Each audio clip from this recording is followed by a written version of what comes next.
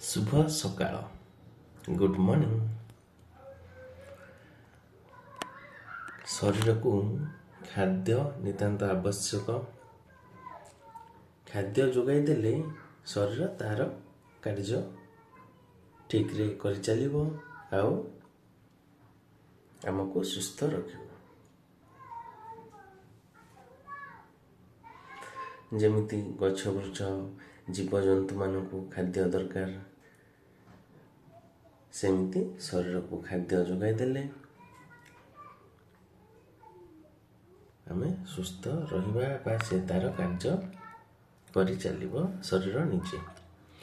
चलंतु आमे खाद्य खाइबा। चलंतु आरंभ करिबा। गोटे बाइट नबा।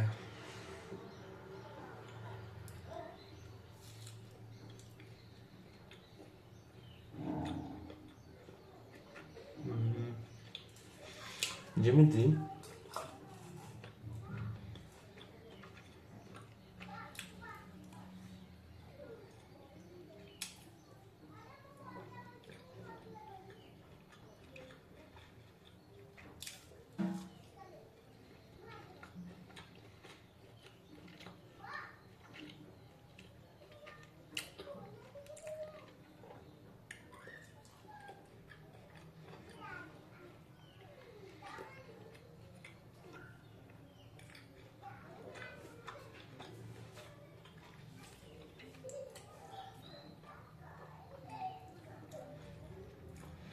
मांसाहारी जीव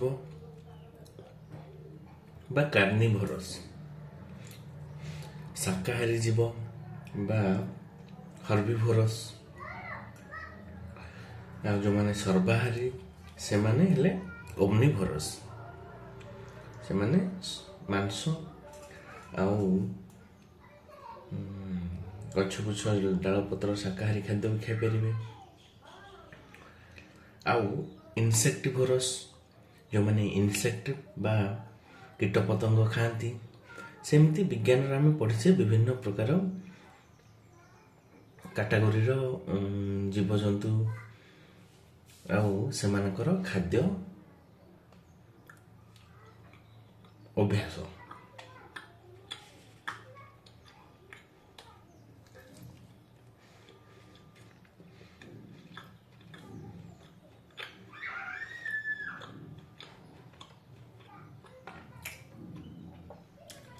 जंगल रे बाघ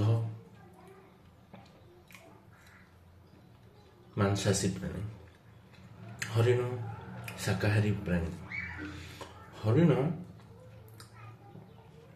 हरिण विभिन्न प्रकार बा तार टाइप्स विभिन्न प्रकार रही। जेमती कि साधारणतः आम इंडिया रे बा भारत रे स्पॉटेड डियर देखा जाती बा चितल, जेमती चिता पड़ी भाया बिंदु बिंदु बा ठोपा ठोपा पड़ी देहरे चितल हरिण बा स्पॉटेड डियर। तापरे सांबर डियर, सांबर आम जहाँ कहूचे सांबर, से हूँ एशियार सबुठु बड़ हरिण। एशिया महादेशर हरिण मान भीतर से बड़ तार आकार। तापर रहिला आमर बार्किंग डियर, सी भुकिब कुकुर भुकिला भाया भुकिब। आउ से हूँ छोटे आमर छेली भाया छोटे देखा बार्किंग डियर। तापर रहिला हॉग डियर। तापर रहिला चलंतु गोटे बाइट नवा तापर कथा हेबा।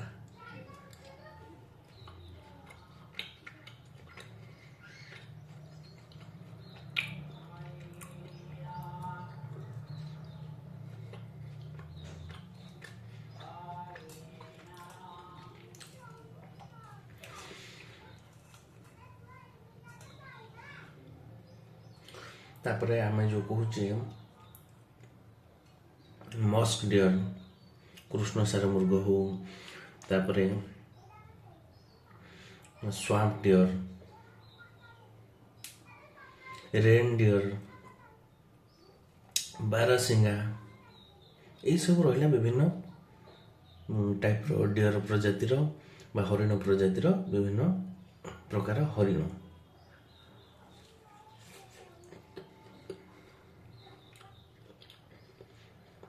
ଆହୁରି ବି ଅନେକ ପ୍ରକାର ରହିଛନ୍ତି, ଯେମିତି ଆମେ କହୁଛେ ବ୍ଲାକ୍ ବକ୍ ହଉ ବା ଆଉ କ'ଣ ରହିଲେ ଅନେକ ପ୍ରକାର ହରିଣ ପ୍ରଜାତି ଅଛନ୍ତି, ଆଉ ସେମାନେ ସବୁ ହେଉଛନ୍ତି ଶାକାହାରୀ। କୃଷ୍ଣସାର ମୃଗ ଆମେ ଶୁଣିଛେ ବା ଜାଣିଛେ। ଯେତେବେଳେ କୌଣସି ମାଂସାଶୀ ପ୍ରାଣୀ ବା ବାଘ ଶିକାର କରିବାକୁ ଆସେ, ବାଘ ହେଉଛି ଗୋଟେ ଆମ୍ବୁସ୍ ହଣ୍ଟର ବା ଲୁଚିକି ସେ ଶିକାର କରିବ। ଆଢୁଆଳରେ ରହିବ, ବୁଦା ବା ଗଛ ଆଢୁଆଳରେ, ଆଉ ହରିଣର ପାଖକୁ ଯିବ, ତାପରେ ସଡନ୍ ଝାମ୍ପ ମାରିବ, ଡେଇଁବ। ଆଉ ଆମେ ବାଘ ହଉ ହରିଣ ହଉ ସେମାନଙ୍କର ଫୁଟପ୍ରିଣ୍ଟ ବା ପଗମାର୍କରୁ ଜାଣିପାରିବା ସେ କେଉଁ ପଟକୁ ଯାଇଛନ୍ତି, ତାଙ୍କର ରାସ୍ତା କୁଆଡ଼େ ଯାଇଛି, ତାଙ୍କର ଗତି ବିଷୟରେ। ଆମେ ଯେମିତି ଫିଙ୍ଗର ପ୍ରିଣ୍ଟ ଅଛି ସେମିତି ଫୁଟପ୍ରିଣ୍ଟ ଅଛି ବା ପଗମାର୍କ ବା ପାଦ ଚିହ୍ନ। ମେଲ୍ ଆଉ ଫିମେଲ୍ ତାଙ୍କର ଅଲଗା ରହିଛି, ସବୁ ଜଣାପଡ଼ିଯିବ। ହରିଣ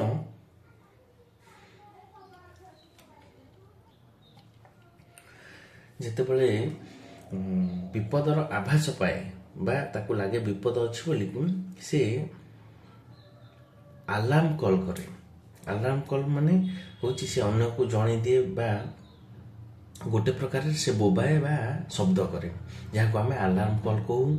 ଯାହାଫଳରେ କି ସେ ଅନ୍ୟ ହରିଣ, କାରଣ ହରିଣ ଗ୍ରୁପରେ ରୁହେ ବା ଝୁଣ୍ଡରେ ରୁହେ, ସେମାନେ ଏକାଠି ହେଇକି ରୁହନ୍ତି ହରିଣ, କିନ୍ତୁ ବାଘ ଏମାନେ ସବୁ ଏକା ରୁହନ୍ତି, ଏକା ଶିକାର କରନ୍ତି, ଏକଲା।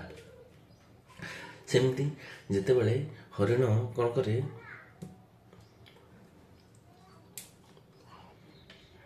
ବିପଦର ଆଭାସ ପାଏ ବା ସଂକେତ ପାଏ, ସେ ଆଲାର୍ମ କଲ୍ କରିକି ଅନ୍ୟମାନଙ୍କୁ ଜଣେଇ ଦିଏ କି ଏଠି ବିପଦ ଅଛି, ଆଉ ଦୌଡ଼ି ଯିବାକୁ ବା ରକ୍ଷା ପାଇବାକୁ ସେ ଚେଷ୍ଟା କରେ। ସେମିତି ଜଙ୍ଗଲରେ ହରିଣ ଆଉ ମାଙ୍କଡ଼, ହନୁ, ଏମାନଙ୍କର ବନ୍ଧୁତା ଥାଏ। କେମିତି? ଯେପରିକି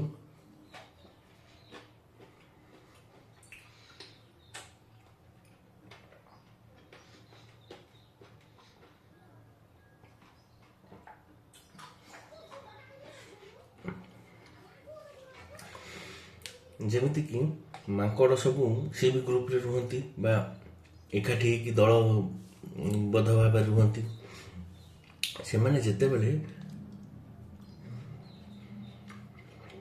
ଗଛ ଉପରେ ଥାନ୍ତି, ଯଦି ଦୂରରୁ ଦେଖନ୍ତି ଶିକାରୀ ପଶୁ, ଯେମିତି ବାଘ, କଲରାପତରିଆ ବାଘ, ଟାଇଗର ବା ଲେପାର୍ଡ ହଉ ବା ବିଲୁଆ ହଉ, ଅନ୍ୟ ଯେଉଁ ଶିକାରୀ ରହିଲେ, ସେମାନେ ଦେଖିକି ମାଙ୍କଡ଼ ବି ଆଲାର୍ମ କଲ୍ କରେ ବା ସତର୍କ ସାଉଣ୍ଡ କରେ। ଆମର ଯେଉଁ ତାର ଗୋଟେ ପ୍ରକାର, ସେ ସାଉଣ୍ଡଟା ଅଲଗା ପ୍ରକାର, ସତର୍କ କରିବାର ଶବ୍ଦଟା ଅଲଗା ପ୍ରକାର, ମାଙ୍କଡ଼ର ଅଲଗା ପ୍ରକାର, ଆଉ ଅନ୍ୟ ସାଉଣ୍ଡ ଅଲଗା ପ୍ରକାର। ସେମିତି ହରିଣର ସତର୍କ ସାଉଣ୍ଡ ଅଲଗା ପ୍ରକାର, ଆଉ ଅନ୍ୟ ସାଉଣ୍ଡ ସବୁ ଅଲଗା ପ୍ରକାର। ସେମିତି ଆମେ ଯେଉଁ ରହିଲେ ମୟୂର, ସେମାନେ ଯେତେବେଳେ ଜଙ୍ଗଲରେ ଥାନ୍ତି, ବା ବଣ କୁକୁଡ଼ା, ଜଙ୍ଗଲୀ କୁକୁଡ଼ା, ସେମାନଙ୍କର ସାଉଣ୍ଡ ସବୁ ଅଲଗା ଅଲଗା ପ୍ରକାର। ସତର୍କ ସାଉଣ୍ଡ କରିବେ ଅଲଗା ପ୍ରକାର, ଆଉ ନର୍ମାଲ ସାଉଣ୍ଡ କରିବେ ଅଲଗା ପ୍ରକାର ଶୁଭିବ। ସେଥିପାଇଁ ଆଲାର୍ମ କଲ୍ ଯେତେବେଳେ ହନୁ ବା ମାଙ୍କଡ଼ କରେ ଗଛ ଉପରେ ରହିକି, ତାର ଗ୍ରୁପକୁ ଜଣାଇ ଦିଏ। ତା ସହିତ ହରିଣମାନଙ୍କୁ ମାନେ ବି ଜାଣିପାରନ୍ତି, ମୃଗ ହରିଣ ଏମାନେ ସବୁ ଜାଣିପାରନ୍ତି। ତେଣୁକରି ଦୂରେଇକି ରୁହନ୍ତି ବା ସତର୍କ ରୁହନ୍ତି।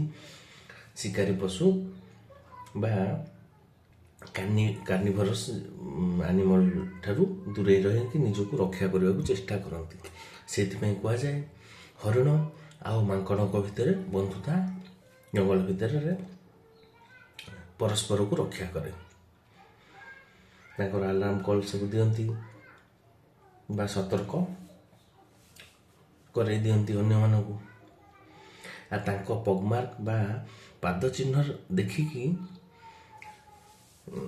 ଆମେ ଜାଣିପାରିବା କେଉଁ ଆଡ଼େ ଯାଇଛି ବାଘ ବା ହରିଣ। ମେଲ୍ର ଅଲଗା ପାଦ ଚିହ୍ନଟା ଦେଖିବାକୁ, ଫିମେଲ୍ର ଅଲଗା। ସେ ଯେଉଁମାନେ ଏକ୍ସପର୍ଟ ସେମାନେ ଜାଣିପାରିବେ ବା ଆପଣ ଟିକେ ତା ବିଷୟରେ ଯଦି ଶୁଣିଥିବେ ବା ଦେଖିପାରିବେ ଜାଣିପାରିବେ। ତାପରେ ହରିଣ ଭିତରେ ଯେଉଁମାନଙ୍କର ସବୁ ପ୍ରକାର ହରିଣରେ ପ୍ରାୟ ଯାହାର ଶିଙ୍ଗ ଥାଏ ବା ତାକୁ ଆଣ୍ଟିଲର କହନ୍ତି, ସେମାନେ ହେଉଛନ୍ତି ମେଲ୍ ବା ପୁରୁଷ ହରିଣ। ଆଉ ଫିମେଲ୍ ହରିଣ ବା ଫିମେଲ୍ ଡିଅରର ନଥାଏ ଆଣ୍ଟିଲର ବା ଶିଙ୍ଗ।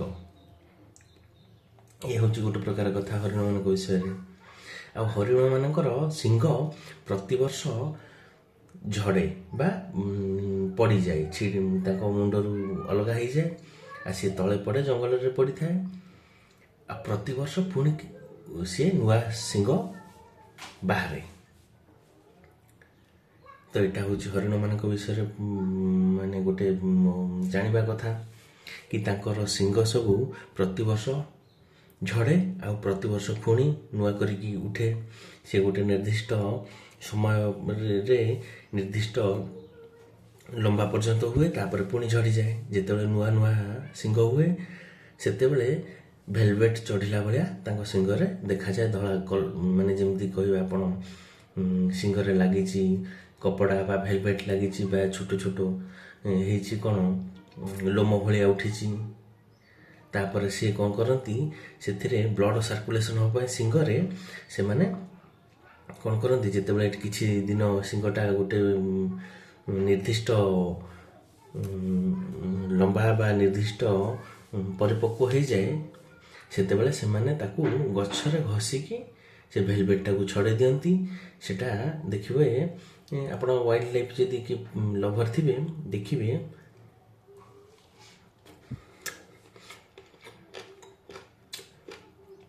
ସେ ଯେଉଁ ଶିଙ୍ଗ ସେ ଭେଲଭେଟ୍ ଛଡ଼େଇଥିବେ ବା ଯେଉଁ ଉପର ପରଦାଟା ଥିବ ଛଡ଼େଇଥିବ, ସେଇଟା ଗଛରେ ଯେଉଁ ଘଷିକି ଛଡ଼େଇଥିବେ ବ୍ଲଡ଼ ଲାଗିଥିବ ବା ସେଇଟା ଛିଡ଼ିକି ଲାଗିଥିବ, ସେ ଚମଡ଼ା ଭଳିଆ ଗୋଟେ। ତାଙ୍କ ଶିଙ୍ଗରେ ବି ଏକାଥରେ ତ ଛାଡ଼ିବନି, ସେ ଧୀରେ ଧୀରେ ଛାଡ଼ିବ। ସେ ଘଷି ଘଷିକା କେତେବେଳେ ଛାଡ଼ିଯିବ ସବୁ। ଆଉ ଆମେ ଯେଉଁ ଶିଙ୍ଗ ଦେଖୁଛେ ସବୁ ବା ସେଟା ପରିପକ୍ୱ ହେଲା ପରେ ଗୋଟେ ବର୍ଷ ଭିତରେ ସେ ପରିପକ୍ୱ ହେବ, ପୁଣି ଝଡ଼ିଯିବ। ଏ ହେଉଛି ହରିଣମାନଙ୍କ ବିଷୟରେ କିଛି ତଥ୍ୟ। ଆଉ ପୁରୁଷ ହରିଣର ଶିଙ୍ଗ ରହେ ବା ଥାଏ, ମାଇ ହରିଣର ଶିଙ୍ଗ ନଥାଏ ପ୍ରାୟ। ପୁରୁଷ ହରିଣ ସବୁ ପ୍ରଜାତିରେ ହରିଣ ପ୍ରଜାତିରେ ଦେଖିବାକୁ ବଡ଼, ଆଉ ମାଇ ହରିଣ ବା ଫିମେଲ୍ ଡିଅର୍ ଦେଖିବାକୁ ଆକାରରେ ସାଧାରଣତଃ ତା ଅପେକ୍ଷା ଟିକେ ଛୋଟ। ଆଉ ହରିଣ ଗ୍ରୁପରେ ବା ଏକାଠି ରୁହନ୍ତି। ସେମାନେ ଗୋଟେ ଗୋଟେ ଗ୍ରୁପରେ 30, 40, 50 ବଡ଼ ଗ୍ରୁପ ହେଲେ 100 ବା 150 ଅଧିକ ହରିଣ ସବୁ ରହିଥାନ୍ତି। ସେମାନେ ଏକାଠି ଚଳନ୍ତି।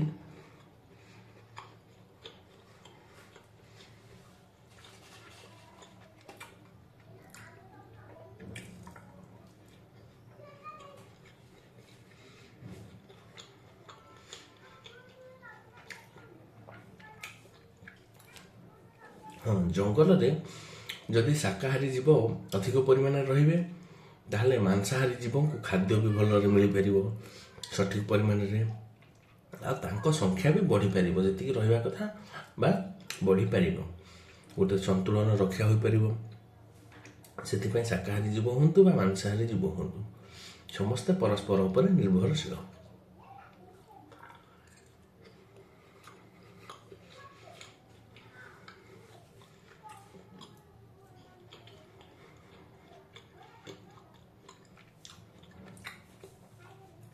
ଆହୁରି ବହୁତ କଥା ବି ରହିଛି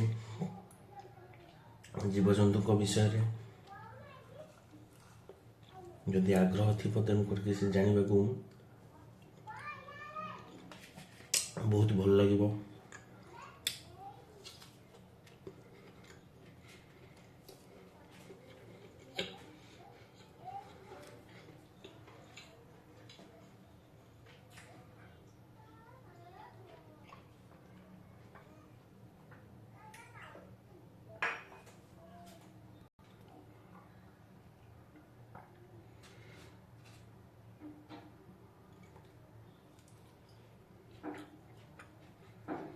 ତ ଏସବୁ ଜୀବଜନ୍ତୁଙ୍କ ବିଷୟରେ କିଛି ଜାଣିବା କଥା।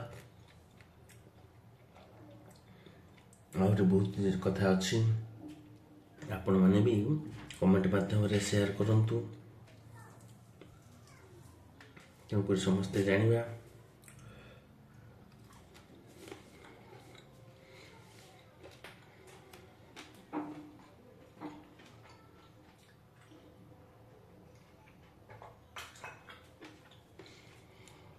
ଓକେ, ମୁଁ ଏ ଖାଦ୍ୟକୁ ଶେଷ କରୁଛି, ଆପଣମାନଙ୍କଠୁ ବିଦାୟ ନେଉଛି।